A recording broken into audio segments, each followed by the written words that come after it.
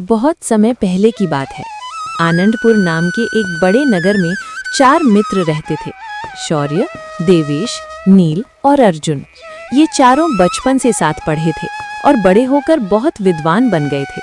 हर एक को अपने ज्ञान पर बहुत गर्व था।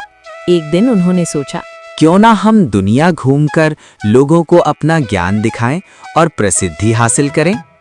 चारों मित्र यात्रा पर निकल पड़े। कई गांव और शहर पार करते करते वे एक घने जंगल में पहुंच गए। जंगल बहुत शांत था। पेड़ों के बीच से हल्की हवा चल रही थी और पक्षियों की आवाज गूंज रही थी। चलते चलते उन्हें जमीन पर किसी बड़े जानवर की हड्डियां पड़ी हुई दिखाई दी।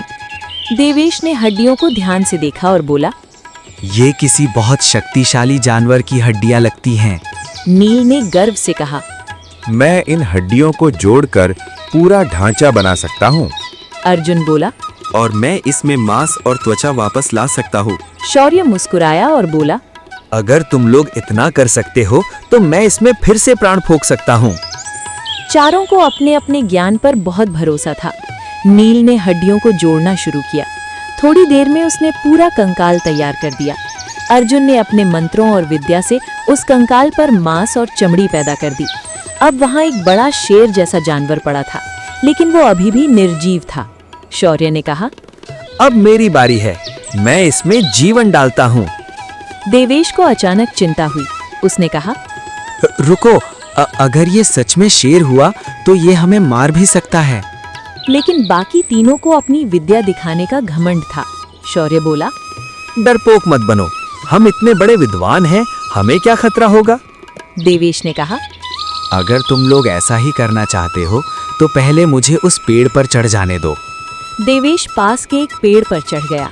जैसे ही वो ऊपर पहुंचा, शौर्य ने मंत्र पढ़कर उस जानवर में प्राण फूंक दिए। कुछ ही क्षण में वो शेर जिंदा हो गया। शेर ने आंखें खोली, चारों ओर देखा और तुरंत उन तीनों विद्वानों पर हमला कर दिया। कुछ ही पलों में शेर ने शौर्य, नील और अर्जुन को मार डाला। पेड़ पर बैठा देवेश ये सब देखता रहा।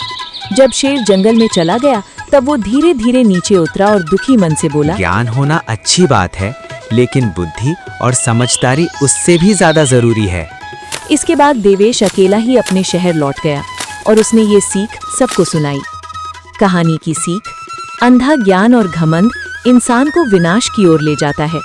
समझदारी और सावधानी सबसे बड़ी बुद्धिमानी है।